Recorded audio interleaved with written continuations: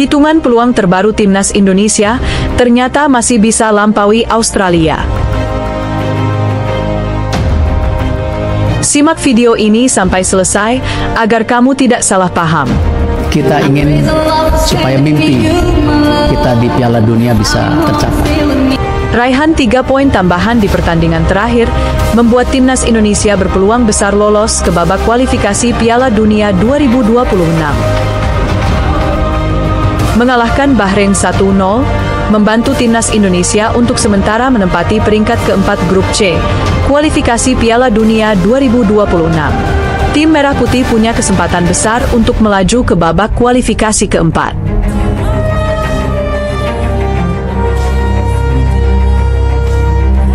Timnas Indonesia saat ini memiliki 9 poin dengan selisih gol minus 6. Di bawah peringkat Indonesia ada Bahrain dengan 6 poin, selisih gol minus 8, dan Cina 6 poin, selisih gol minus 13.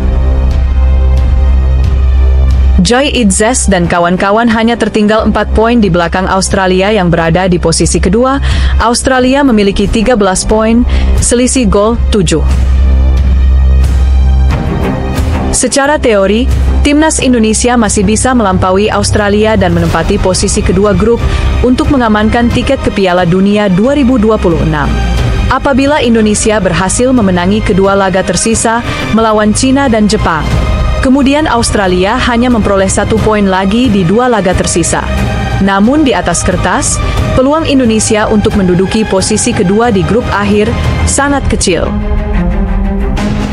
Tetapi mereka masih bisa membidik sasaran yang jauh lebih realistis, yaitu mempertahankan posisi keempat untuk melaju ke babak kualifikasi keempat.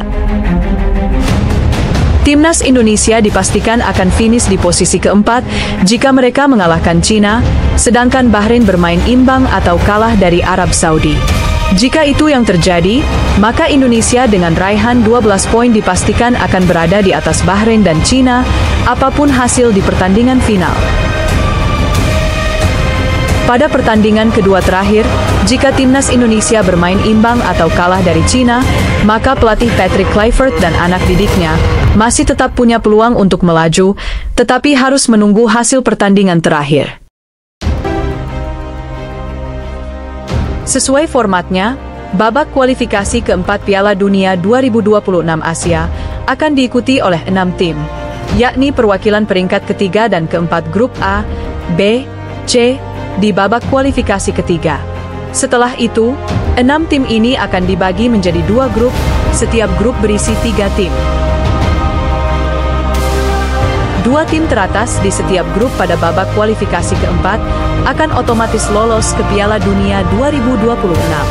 Sementara itu, tim peringkat kedua di setiap grup akan melaju ke babak playoff Asia, memainkan 2 pertandingan, dan pemenangnya akan lolos ke babak playoff interkontinental. Pada dasarnya, target untuk ikut serta dalam Piala Dunia 2026 masih sangat jauh bagi tim Indonesia.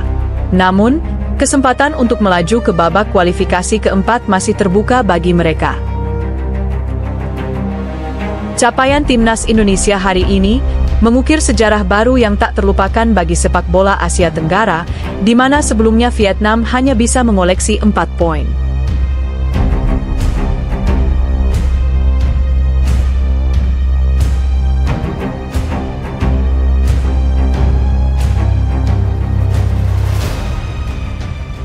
Gawat, badai cedera menerpa skuad timnas Indonesia jelang 2 laga sisa ronde ketiga kualifikasi Piala Dunia 2026 zona Asia.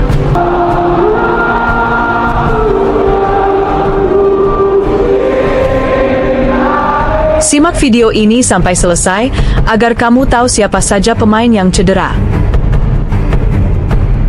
Badai cedera menerpa skuad timnas Indonesia dan ditambah 2 pemain dipastikan absen jelang 2 laga sisa ronde ketiga kualifikasi Piala Dunia 2026 zona Asia. Kabar buruk pertama datang dari Kevin Dix untuk timnas Indonesia jelang pertandingan melawan Cina dan Jepang pada Juni 2025. Pasalnya, Kevin Dix mengalami cedera parah. Bek keturunan Maluku itu diprediksi akan absen sampai akhir musim 2024-2025. Tentu saja cedera ini bukan hanya merugikan timnas Indonesia, tetapi juga FC Copenhagen. Kabar cederanya Kevin Dix awalnya diinformasikan oleh salah satu media Denmark, Copenhagen Sunday. Dalam keterangannya di aplikasi X, Copenhagen Sunday mendapatkan informasi langsung dari pelatih FC Copenhagen, Jacob Nyastrup. Jacob Nyastrup menyampaikan bahwa ada dua pemainnya yang akan absen hingga akhir musim, yakni Kevin Dix dan Birger Meling. Kevin Dix dan Birger Meling mengalami cedera hingga akhir musim. Tentu saja ini pesan yang sangat mengecewakan yang disampaikan oleh pelatih Jacob Nyastrup. FC Copenhagen juga sudah menuliskan pernyataan ini di website resminya, sekaligus melaporkan pemain-pemain yang akan bermain pekan ini. Tulis Copenhagen Sunday, Minggu, 20 April 2025. Kabar buruk kedua datang dari Ragnar Oratmangoen. Pemain 27 tahun tersebut sudah absen selama 5 laga bersama FCV Dender. Pemain depan timnas Indonesia tersebut tengah berjuang sembuh dari virus yang menyerang tubuhnya. Lini tengah kami sangat lengkap, persaingannya sangat ketat, ujar Vincent Eufrard dilansir bolasport.com dari laman resmi milik klub, soal pernyataan resmi sebelum berjumpa Ohlaufen, Jumat, 17 April 2025. Pilihan pemain untuk melawan Standard kini juga tersedia. Ragnar Oratmangoen belum fit, dia sedang berjuang melawan virus, lanjutnya. Kabar buruk terbaru juga datang pada pekan ini dari kasta kedua Liga Belgia. Bek timnas Indonesia, Shane Patinama masih mengalami cedera dan absen dalam beberapa laga terakhir. Shane Patinama mengalami cedera ringan dan laman resmi klub tidak memberi kepastian kapan dia bakal kembali merumput. Kabar buruk selanjutnya untuk timnas Indonesia datang dari Go Ahead Eagles. Saat itu, Dean James membela Go Ahead Eagles saat menghadapi FC Utrecht di De Adelaarshorst dalam lanjutan pekan ke-28 Liga Belanda, Eredivisie, Minggu, 6 April 2025. Dean James diganti pada menit ke-64 karena cedera hamstring. Belum diketahui kapan Dean James bakal kembali tampil bersama Go Ahead Eagles.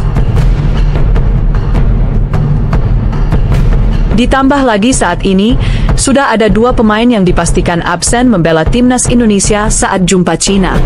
Dua pemain yang dimaksud adalah Marcelino Ferdinand dan Martin Paes. Keduanya absen karena akumulasi kartu kuning. Sekian, jangan lupa like dan subscribe, agar kamu tidak ketinggalan berita bola dari Mimin. Terima kasih.